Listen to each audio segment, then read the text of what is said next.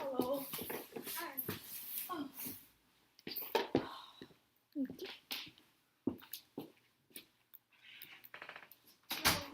Head rush.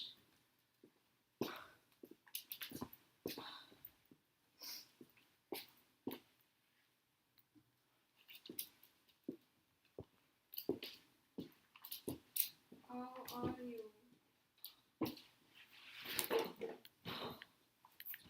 Oh God, how are you? I am also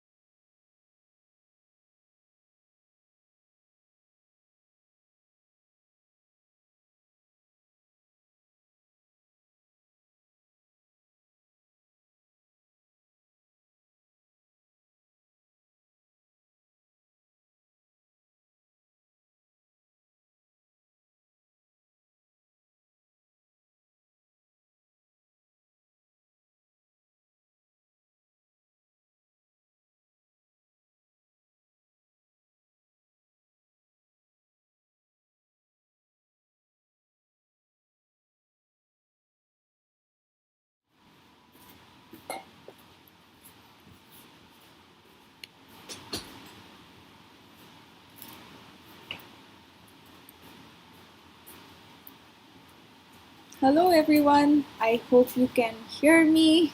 Welcome to the UCLA Planetarium. My name is Shruti and I will be taking you all on a journey through the stars. I hope you're as excited as I am. So for this planetarium session, we will be using Stellarium, which is an online planetarium software that you can access through your computer. You can download it for your iPads and iPhones and use it. It's a planetarium software that, if you look at what we have right now, you can go to a specific location and you can see what are what objects, astronomical objects, are available to see.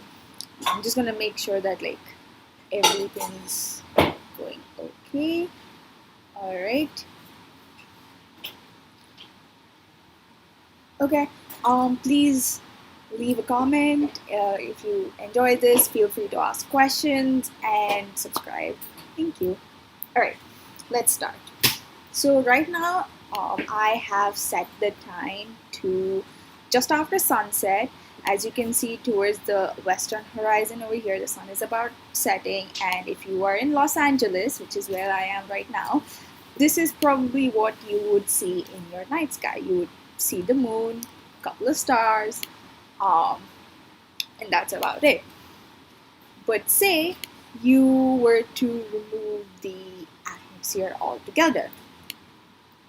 Suddenly, this is what you're able to see. You can see all these stars, all these awesome, amazing objects, and yeah, that's the function of our atmosphere. Our atmosphere, if you were to remove our atmosphere, that's what the sky would look like. Now, let's go slightly ahead in time to like around right now, after the sun has set. Generally, the Los Angeles sky is not this clear. We have like a lot of light pollution and other forms of pollution as well. It could be cloudy, and this is not necessarily how the sky will look like.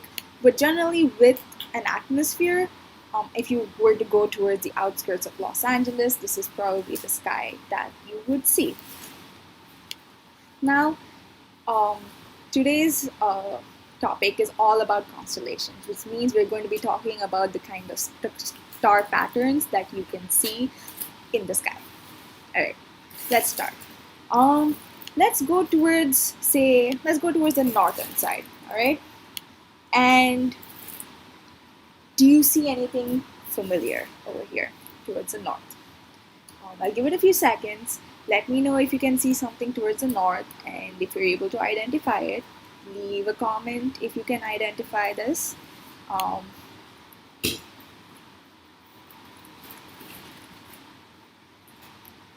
Alright, so the first constellation that I really want to bring your attention to is this um,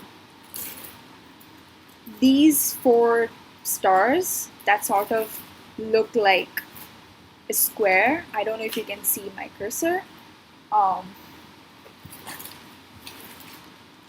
but it's these four stars over here, which basically make up what is known as the Great Dipper, or the ladle of the Great Dipper. Now, this is not the full constellation. The full constellation actually extends all the way, extends a couple more stars, and it's actually, the official name is Ursa Major, aka the Great Bear. And the thing that's most unique about, if you can spot this constellation, is that you will be able to use it in order to spot the North Star. And this is very useful because, say, like you get lost when you're going out camping or something like that, this is like a really useful trick, and you can get like an immediate compass right then and there. So I will start by opening up the constellation. As you can see, here's Ursa Major. And Ursa Major is, like I said, Ursa Major, or the Great Dipper. You can see these two stars right near the name of Ursa Major. And those two stars, that if you took that line that connects the two of them and point all the way and continue that line, you would come to the brightest North Star, which is Polaris, or the North Star. And that Polaris is actually forms another constellation called Ursa Minor, or the Lesser Bear. Both of these are bear constellations, and once you've identified this star, congratulations, you now know where North is. And now that you know where North is, you can easily figure out where South is, East, West, and figure out your way from there. Alright, now that we found North, like the North Star, do you notice towards the left of the star a sort of like W or an M shape? That is actually known as Cassiopeia. Now, Cassiopeia is also a very common constellation that you can find in the Los Angeles night sky, and there's a very interesting story behind it. Cassiopeia was actually one of a Greek queen who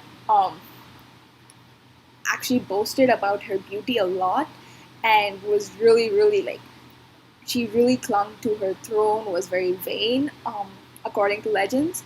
And as her punishment, she was basically, they were up on the sky and flipped her upside down, such that she is always, like, she is forced to always hold on to her throne, and because if she doesn't, she would fall down to like pits of hell, basically. So that kind of was her punishment because she was so attached to it. So yeah, that's Cassiopeia. Cassiopeia's daughter is actually called Andromeda. And if you notice, right next to Cassiopeia, which is this W constellation, we have the Andromeda constellation, which was Cassiopeia's daughter. Fun fact, and the Andromeda constellation is also home to the Andromeda galaxy, aka Messier 31, which is the closest galaxy to our own Milky Way galaxy. And it's estimated that in about 2 billion years or so, the Andromeda galaxy and our galaxy, the Milky Way, would collide and become a big galaxy later on.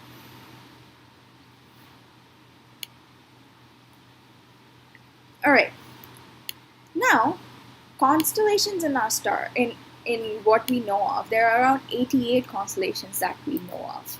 Alright, out of which 48 of these constellations were recorded by this guy called Claudius Ptolemy, who was a Greek general of sorts, but who was alive when Alexander the Great was conquering Egypt. So basically, he was in the city of Alexandria in Egypt around 2nd century BC, and he actually noted down 48 of the known constellations that we have now, which is practically half of the constellations that we know now.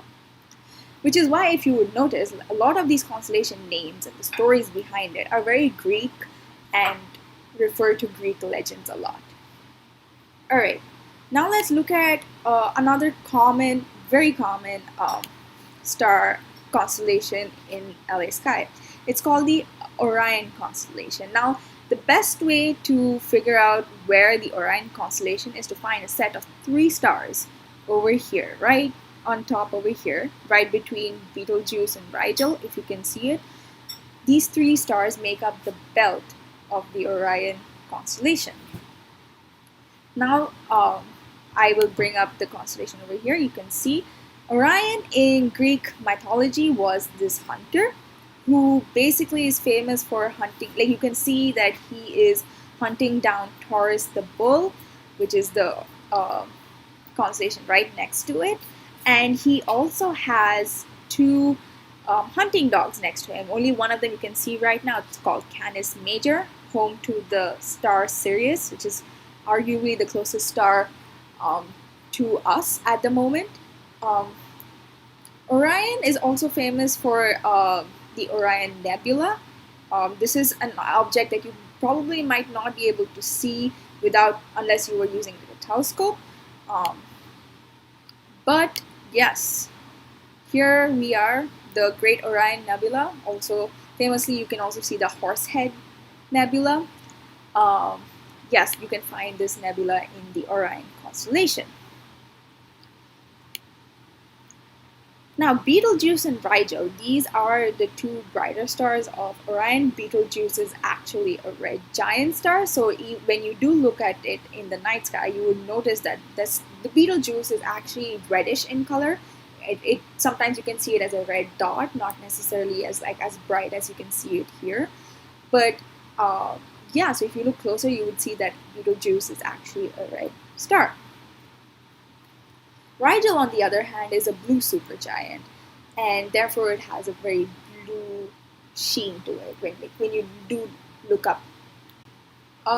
Let's go towards the next set of, I guess, very famous constellations that people would have seen before, which is called the Zodiac constellations. These are 12 constellations that I'm pretty sure everyone would have heard of. We have Aquarius, Aries, Virgo, Leo, Libra, Sagittarius, Scorpius, Cancer, a lot more. So it's like 12 of them. So these are called the zodiac signs, also known as sun signs, if you've heard of it. Now, the reason they're called sun signs, it's a very interesting idea. The reason they're called sun signs is because that the sun goes through when it makes, or like when we rotate around the sun, it's the position of the sun in terms of the sky.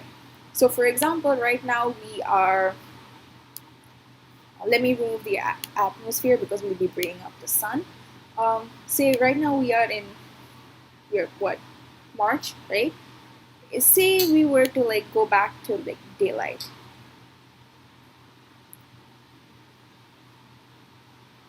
Here you go, there's the sun. We can see the sun. And let's see what constellation it is right now. See, it's traveling between Aquarius and Pisces. Alright, now let's actually shift this. Let's change the month and let's see what the position of the suns will be. So okay. See, now the sun is transitioning between Pisces and Aries. Let's increase it. Next month, it's going from Aries to Taurus. Next month, it's going from Taurus to Gemini. Next month, it's going from Gemini to Cancer. Let's go to the next month. Cancer to Leo. Leo to Virgo. Virgo to Libra. And then Libra to Scorpius. Scorpius to Sagittarius. Sagittarius to Capricorn. And then Capricorn back to Aquarius. So as you saw, we just went through all the months and we've noticed that we've gone through all the zodiac signs. And that's why it's called, the zodiac signs are also known as the sun signs. Now, you might have noticed this random band of galaxy stardust over here, right? And you might be wondering, what is this? Well, this is basically the Milky Way galaxy. This is the plane of the Milky Way galaxy, all right? And say you were, I guess you were to go to a place which has like minimal, like where it's extremely clear, minimum pollution, minimum everything else, you would basically be able to see this band of the Milky Way galaxy. Now I'm just going to remove the landscape just so that you can see the full extent, but generally you'd only be able to see like half of it. Now here's the thing. The Milky Way galaxy, the center of the Milky Way galaxy, actually houses a black hole. This black hole is actually responsible for the gravitational, for the gravity within the Milky Way. It's what keeps the Milky Way as one piece. And a very fun fact about it is this black hole is actually called Sagittarius A star. And the reason it's actually called this is because this black hole is within the Milky Way center, the center of the Milky Way, falls actually within the Sagittarius constellation. So that was like a little fun fact. Any questions? In the live chat. Okay. Don't mind me, I'll be switching back and forth just to check the live chat. I want to make sure I answer all questions if and when they do come in. And for those of you who have just joined, welcome to the UCLA Planetarium. My name is Shruti Iyer, and I am going to be talking about constellations. Okay, so we did go do a brief overview of the zodiac signs and why they're called sun signs, right? Now let's do a little more deep dive into each of these zodiac signs and their stories behind it. All right, shall we start? Let's start with this month. All right, this month, if you were to go out into the night sky, let's start with those constellations. All right, so now the most overhead constellation that you can see right now is Gemini. Gemini is actually kind of easy to spot once you've spotted Orion. All right, I've added back the atmosphere just for realistic purposes. But once you spotted Orion, Gemini and Taurus are probably the two easier constellations to spot. Taurus is pretty easy. Once you spotted, you have the three belt and the three stars and Betelgeuse. Just look towards the right of Orion, and if you are able to draw a V shape, you would get Taurus, which is Taurus the bull. And if you notice here, Orion the hunter is actually hunting Taurus the bull. Alright, Taurus the bull actually is home to two open star clusters. One called the Pleiades, or the Seven Sisters, which is arguably the more famous of the star clusters that you can see in Taurus. The other one called Hyades. Now Pleiades, fun fact, is actually called Subaru in Japanese, and is also the Seven Sisters is what they're called. It's also the Subaru car logo is also the Pleiades. Fun fact. Alright, so now the next constellation I want to talk about is Gemini. Gemini is the twins. Sorry. Okay. Gemini is the twins, and the way you can spot them is by looking for the two brighter stars which represent the heads of the two twins. One's called Pollux, the other is Castor.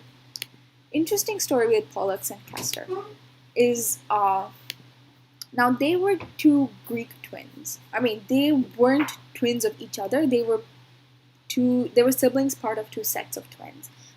Pollux and Helen, and Helen of this twin actually becomes the Helen of Troy in later legends, and Castor and another sister. And these two sets of twins, basically Pollux and his twin sister Helen, were mortal in the sense they had a human dad and a human mom, but Castor and his half sister and his twin sister were actually born of Zeus and the same mom. So they were demigods and had immortality. And at one point, I think there was a battle, and the Pollux and Castor actually loved each other so much that when Pollux was killed in battle, Castor was so heartbroken that he actually repented to the gods. He sort of asked them, he was like, please gods, give my immortality to him, because I cannot bear to see my brother die. And in honor of that promise, the gods actually immortalized both Pollux and Castor in the form of Gemini in the constellation. You will see that with a lot of these constellations, there's a lot of immortalizing certain characters and figures as constellations. But yeah, that's the story of Gemini, Pollux, and Castor. Now, once we've got through Taurus and Gemini, let's move on to Cancer. Cancer is arguably one of the fainter constellations that you can spot in the sky. Generally, to spot it, it's quite difficult to spot it. So, the way I would say to go about spotting Cancer is to first spot Gemini and Leo, which are relatively easier constellations to spot. Now, in order to spot Leo, there is one unique feature that you can look out for. Look out for an reverse question mark. As you can see, the mane of the lion is formed out of this reverse question mark towards the eastern side of the sky. So if you can spot this reverse question mark, chances are it is Leo, and it is generally on the eastern side. All right. So once you spotted Leo and once you spotted Gemini, you can try to spot Cancer, or at least you would know a rough area where Cancer is. Cancer, or the crab, actually makes an appearance in Hercules' The 12 Labors of Hercules, which is Hercules was a Greek hero. I'm pretty sure he's pretty famous, but he basically incurred the wrath of Hera, and as punishment, he had to go through 12 labors. And in one of those labors, Hera actually sent a gigantic crab to battle Hercules, and Hercules was able to defeat this crab, and Hera, basically in thanks to this crab, sort of immortalized it in the sky. But she also kind of made sure that it wasn't too big of an immortalization, because at the end of the day, the crab failed to stop Hercules, which was Hera's main goal at that point. Which is the legend of why Cancer is such a faint constellation in the sky. Now let's move on to Leo the lion. Leo is a representation of the Nemean lion, which is again another one of 12 labors of Hercules. In this particular labor, Hercules was sent to kill a lion that had been sort of attacking a city called Nemea, and which is why the lion is called the Nemean lion. I'm just going to check the chat. Okay, yeah. Which is why it's called the Nemean lion. So, but the lion was actually special. It wasn't like a regular lion that you've seen recently. It had claws made out of steel, and its skin was so impenetrable that even like arrows just bounced right off it. Like it felt like the lion's skin was like it was armored basically. So Hercules at first thought maybe he could kill the lion just by shooting some arrows, and like why go near the lion at all? But that didn't work. As I said, the lion's skin was impenetrable, so the arrows basically just bounced right off.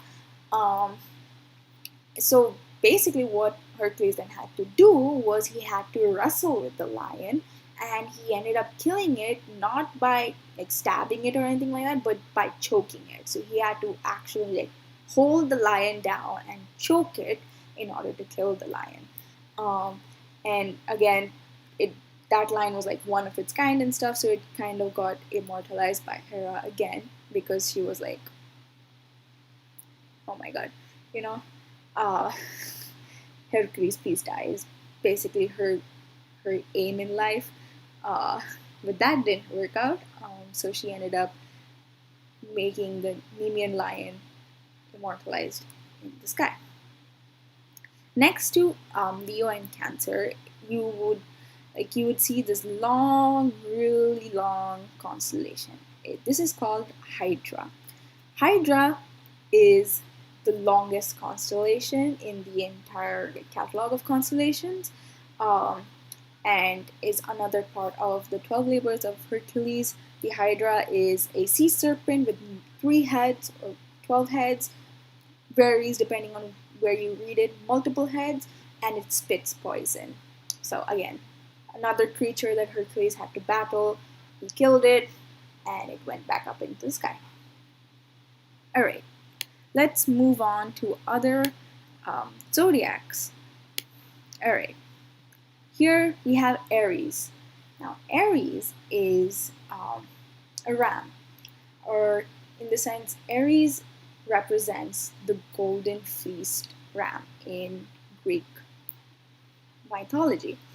And the golden fleece ram was basically it was one of its kind. And a labor for Hercules, again another labor of Hercules, was that Hercules had to go and kind of steal the fleece of the golden fleece. And he was able to do it, did a lot of like trickery and stuff in order to get it.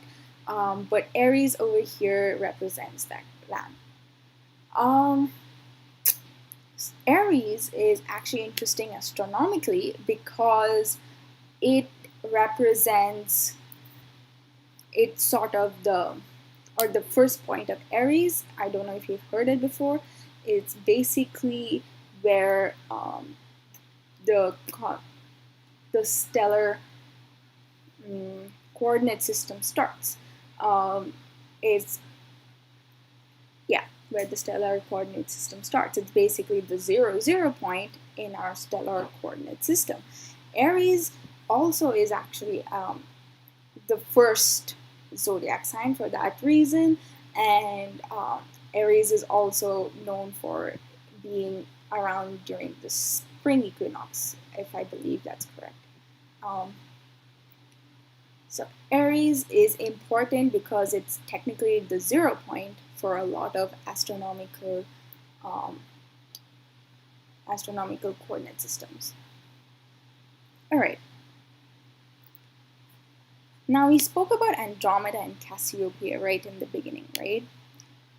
Another interesting person of interest, I would say, is Perseus.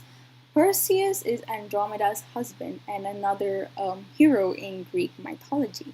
He actually saved Andromeda from Cepheus, which is, if you see right next to Andromeda, you see Cepheus, it's another constellation. He actually saved Andromeda from Cepheus, and that's how they became husband and wife. Cepheus or Cetus. One is her dad, the other is her other is the monster. Alright. Let's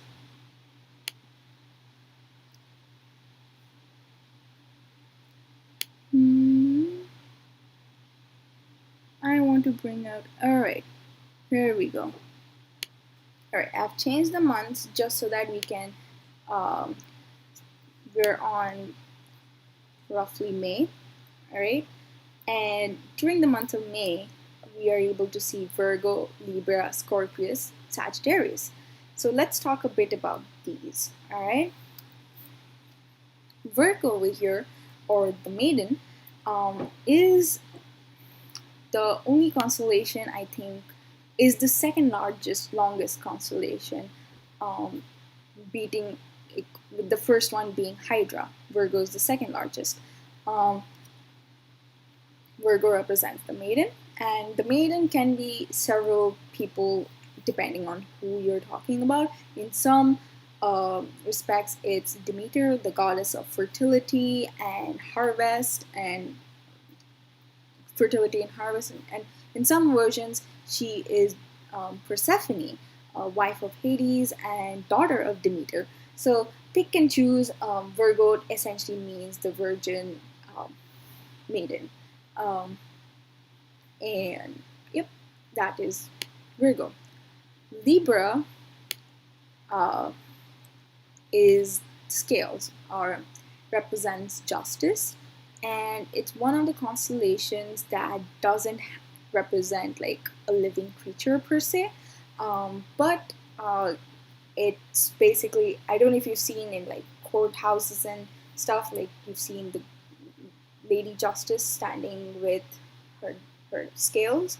Um, yeah, basically Libra represents that. So the goddess who holds uh, the two scales, and the scales are represented over here in Libra. Libras are those who are born, I think, in the month of October, are generally Libras, and they're generally very balanced people. Just, you know, I'm not saying that zodiac signs and are like the personalities attached to their zodiac signs are like true or whatnot, but you can see the symbolism there between what they say and what the constellation means. Um, Scorpius. Now, Scorpius is a giant scorpion, which was actually sent, which was actually the scorpion that was sent down by, if I remember, I think it was Hera again, um, who sent Scorpius down, and the scorpion was meant to kill Orion. Remember Orion, the hunter? Yeah. So Orion the hunter. Let's pull up. Where are you? I don't know if you can see Orion the hunter. Maybe Orion set. I think Orion set. All right. So yeah, and the scorpion was actually able to kill Orion, which is why Orion's up in the sky.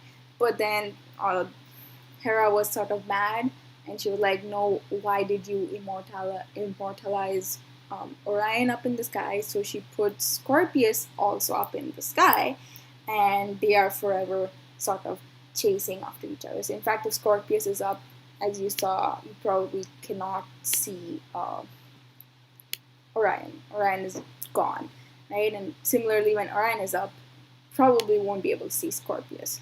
So they're like forever chasing after each other. All right.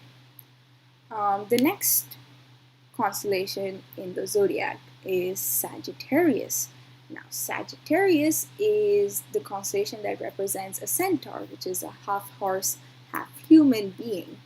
And I guess the most famous centaur that we think about right now is Chiron, who appeared in the Percy Jackson series and is known to have helped a lot of heroes like Hercules and many other demigods in their quests as such. So centaurs are generally known for their archery skills, and if you notice, actually, Sagittarius kind of has, like if I were to bring up the art, Sagittarius kind of has his bow pointed at Scorpius, because Sagittarius kind of helped Orion, and now Sagittarius is up there trying to make sure Scorpius does not catch Orion. Yep.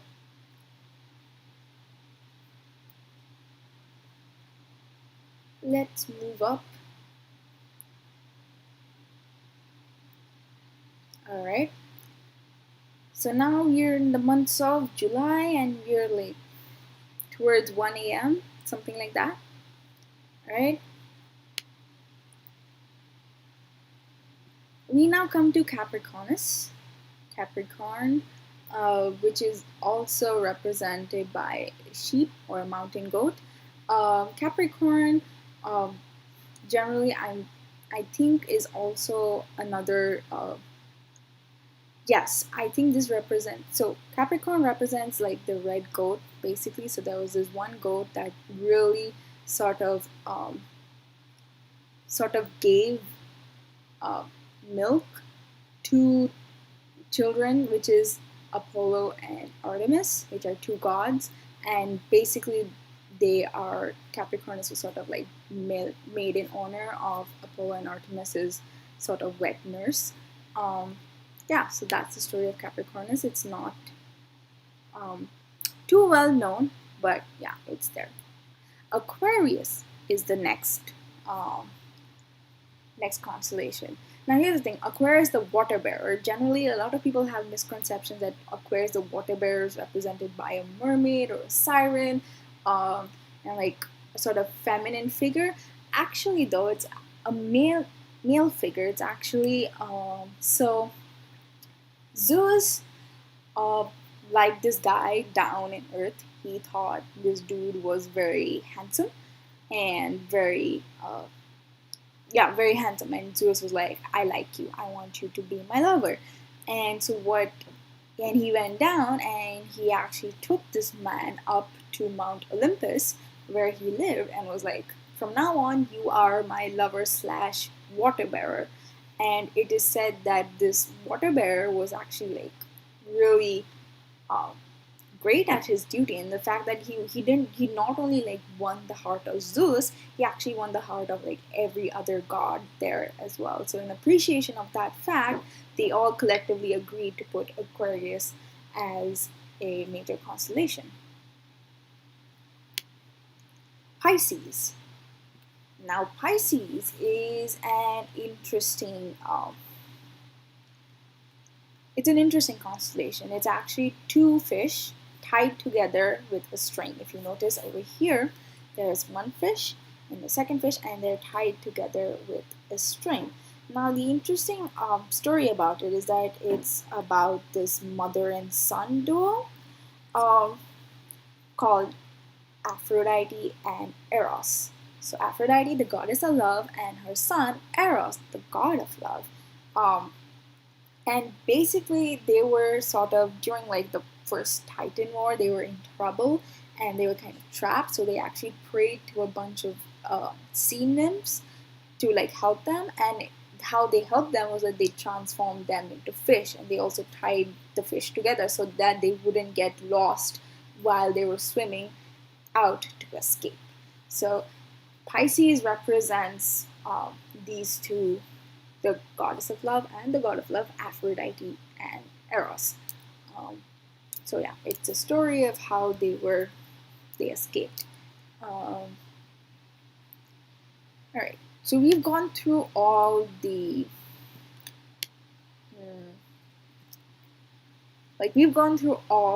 zodiac constellations. Now we shall talk a little bit about other constellations that you can generally see. Now, I think one constellation that a lot of people might be curious about is this constellation over here called Draco. Draco, or the dragon, is a pretty long constellation. I think it's like the third longest constellation after Virgo. And the reason I thought a lot of people might like to see Draco is because, yes, Draco Malfoy was named after Draco. In fact, a lot of the Malfoys are named after a lot of astronomical objects in the sky. For example, we do have Bellatrix.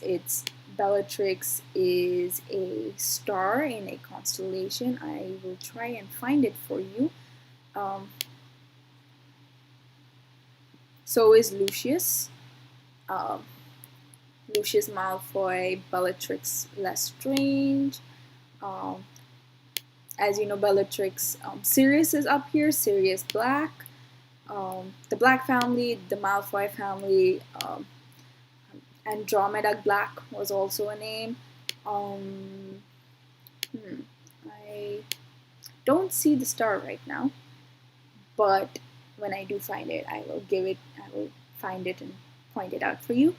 But yeah, so fun fact, a lot of Harry Potter, especially the Black family and the Malfoy family, or like the pure-blooded families, a lot of them are named after stars and astronomical objects in the sky.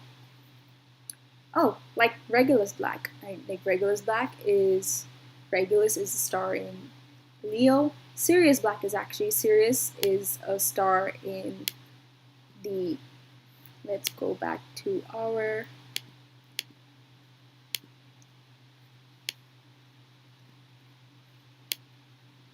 here in Canis Major. Here you have Sirius right here, Sirius Black.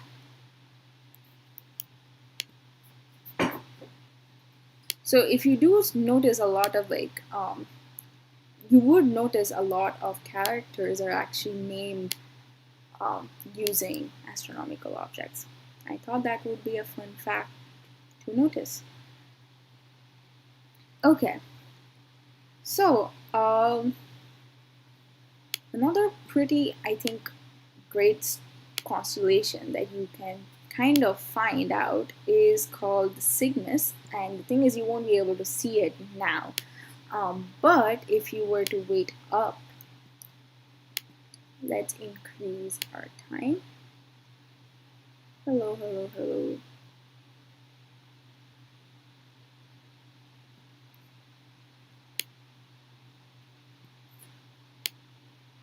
Here is Aquila and Cygnus. All right. Aquila and Cygnus is basically, these are two bird constellations that are pretty, I would say, you'd spot them towards the dawn, something. They rise up a bit towards near dawn at like 4 a.m. or something like that. And you probably spot it in, like, if you were to go towards later later months, you probably spot it earlier and earlier. But right now we can only spot it towards 5 a.m. something like that.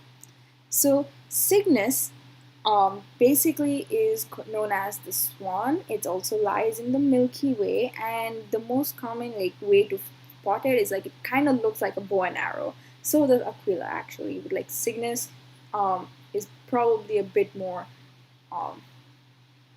You can find it. Cygnus is a swan, and basically it's home to one of the brightest stars called Deneb, which really kind of is one of the three stars that make up something known as the summer triangle, which is a triangle of stars that you can only view in the summer.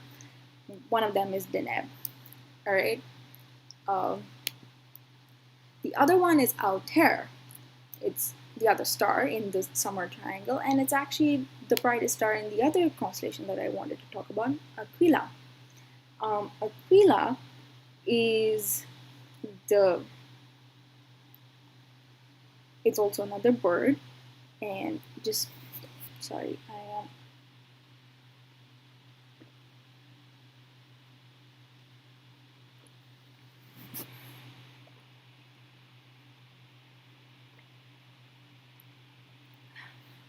it's actually the eagle. All right, and this eagle is pretty interesting in that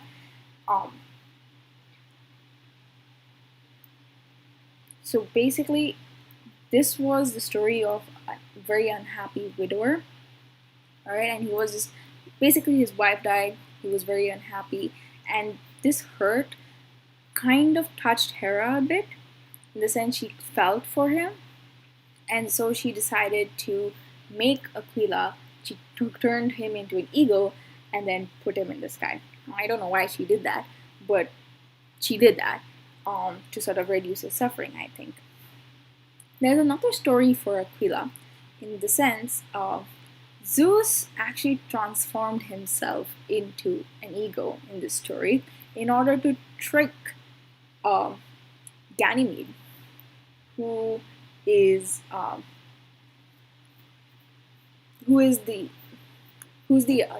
Ganymede is the name of Aquarius, the water bearer that Zeus really loved, right? So Aquila he basically transformed himself into an eagle. Zeus transformed himself into an eagle named Aquila, and went and actually plucked. That's what he used to take Ganymede and fly back to Mount Olympus. So those are the two stories for Aquila. Now the third star in this summer triangle is okay, wait, let me actually check the chat before we do anything else.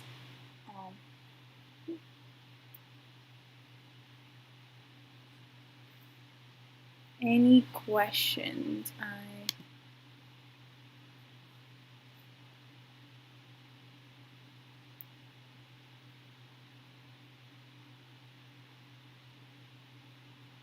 Okay, so there is a question, in the sense the constellation do require some imagination. are the constellations defined similarly across culture? All right, that's actually an interesting question. No, actually not. They're not defined equally across culture. We generally tend to take the Greek one as sort of word, just because when people started compiling a lot of constellations, the Greek one, like I said earlier, had 48 of these constellations written down, and it was just sort of easier to use that. Um, but no, it's not always common. There are different myths that can be associated to different constellations. I have not heard too much about Japanese and Indian, but Chinese definitely have a lot of. They have their own myths that are related and constellations that are related, but generally we agree on um, what the Greeks did, or I guess the Egyptian Greeks, I guess, is because this happened during the Ptolemaic dynasty, when, or I guess when Cleopatra ruled. She ruled towards the end of the Ptolemaic dynasty, but this was after Alexander the Great conquered Egypt and set up like a Greekified Egypt. Um,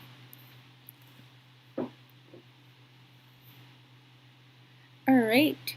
How are next question we can answer is, how are new constellations defined? Example: Ophiuchus, the 13th constellation.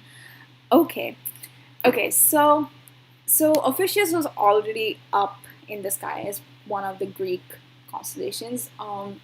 It just wasn't accepted as a zodiac sign, because I guess a lot of people kind of were like, oh, okay, yeah, 12, this thing, and then there was a debate on whether Ophiuchus should be included or not. But Ophiuchus always was defined as a constellation before. Um, but yeah, beyond the Ptolemaic constellations, we did have a lot other constellations, and these were mostly you can actually tell when whether a constellation is made by a like recently, or is it whether it's made because of um, you know because of Ptolemy and stuff. Like one particular thing, it's called like Calum the chisel, or Fornax the furnace. You have Horologium the clock, um, Microscopium the microscope, and they're mostly like, they're not characters per se. They're mostly like inventions of the more recent years, and you can kind of tell. So these are the more modern, uh, modern constellation. One actually you can see right now, if you see there's Norma right below, if you can find Scorpius and Lupus right below that towards the south horizon, it's called Norma. Norma is actually the square. It's okay, when I say the square, it sounds weird, but it's not exactly. It's called the set square, like the geometrical set square that you use to draw triangles in geometry. Yeah, it's that. So Norma, the square. We have like octants, the octant, and so on and so forth. So like those don't generally have a story behind it. They're just mostly like, oh, okay, this one kind of looks like a triangle, this one kind of looks like a set square, and that is how we um, get into. That's how we got most of the modern constellations. All right. I am. Okay, what is my favorite constellation? Okay, I think my favorite constellation is Leo. Um, just because I'm a Leo, and it was the first constellation I ever recognized on the sky when I started stargazing. Um, I really, really like love the fact that you can just find um, the reverse question mark, and it just felt very, very personal to me. I'm a Leo. My zodiac sign is a Leo, so it's like that was like, I think, one of my main motivations to go and find Leo as a constellation first. and I did, and I really enjoyed that, which is why Leo is. Then of course, I learned about Regulus and Regulus Black. Really, really fun, fun constellation. And actually, like, if you were to go to I guess, a very official naming configuration for these stars, like I'm calling them Regulus, Bellatrix, um, you know, Betelgeuse, Rigel, so on and so forth. But there's another naming convention for these stars that I will touch upon a bit. It's called, so they're actually done based on levels of brightness, um, where the brightest star in a constellation is called Alpha Constellationis. So in the sense here in Leo, we have Regulus, which is the brightest star in the constellation Leo, and it's also known as Alpha Leonis, right? So Alpha Leonis, and here you see there's like a lot of you have the Orion deck, that's the coordinate system, the distance from Earth, it's 79.3 light years. Got it says rise and set time, which is basically so when or between what times you can actually see it. So since it's rising at like 4:21 and sets at 5:24 a.m. So if you are out there and you see that this area in between this time, chances are you'll be able to spot this star. So and this is not just for Leo, obviously it's there for other. We can go back to Orion because someone mentioned that they wanted to go back to Bellatrix.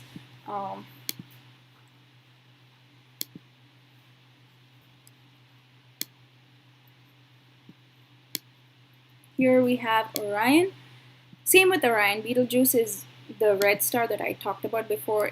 You can see it's also known as Alpha Orionis. It's the first thing, and the second brightest star, Rigel, Beta Orionis, and like so on and so forth. So if we go through the stars, we can figure out more.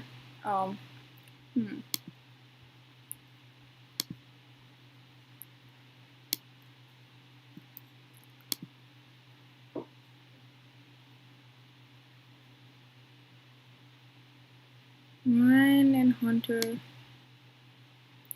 Mintaka, okay, this is Delta Orionis.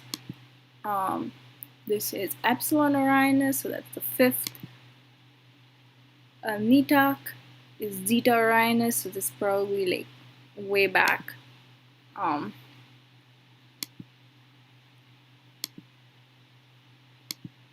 some reason, I'm not able to pick up on Bellatrix.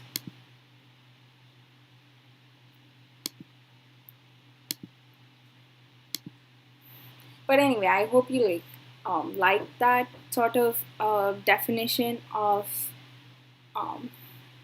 the stars and like how they can be named.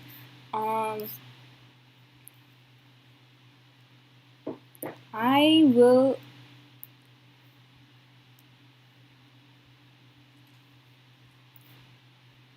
So the reason I sort of mentioned Bellatrix was because I knew it was a star somewhere here, but I am not able to find it right now. Fatari.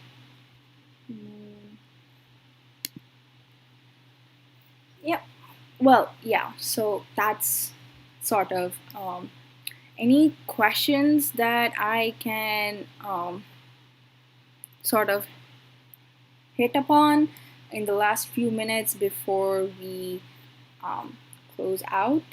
It's almost an hour, so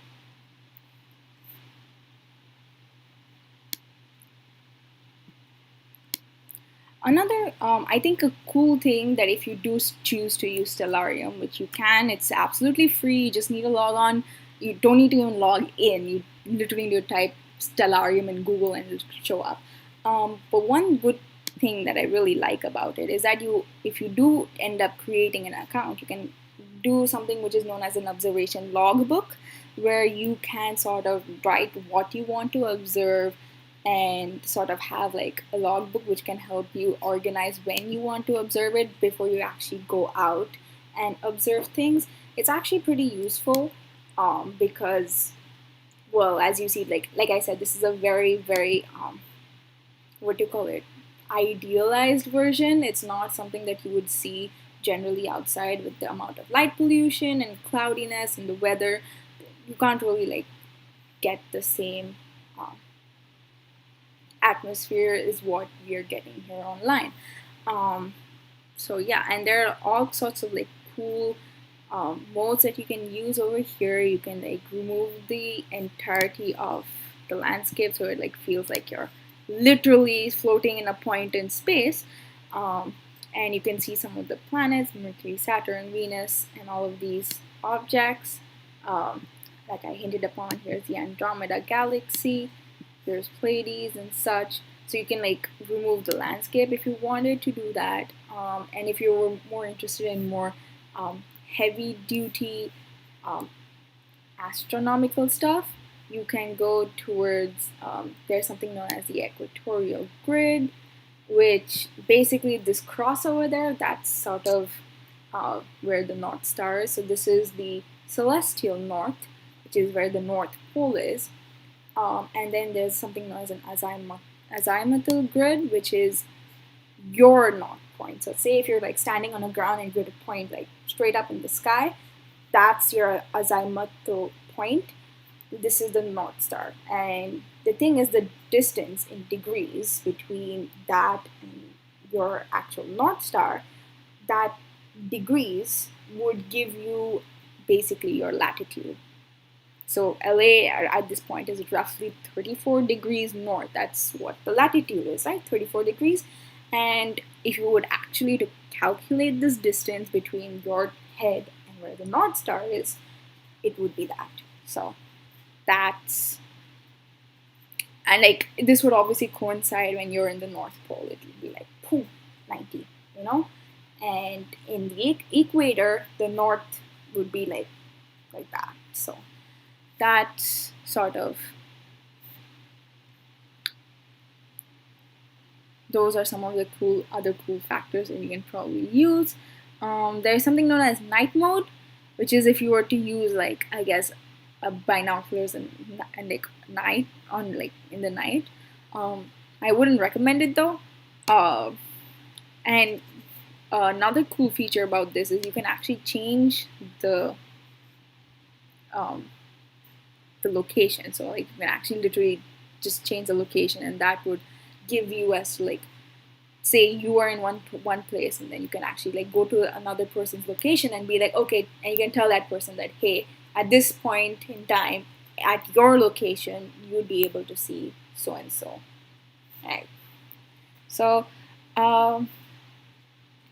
shoulder of Orion. Okay, let's get back to Orion, and this would be, I think, our last thing that we will talk about, because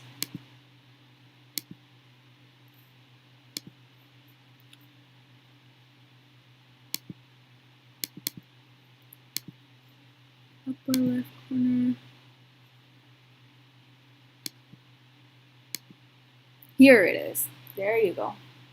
Here's Bellatrix. And it's Gamma Orionis. So this is actually the third brightest star after Betelgeuse and Rigel. So that's something that you can tell based on the Greek alphabet, basically. And it's, wow, it's pretty far away in terms of its brightness. And yeah, that is Bellatrix.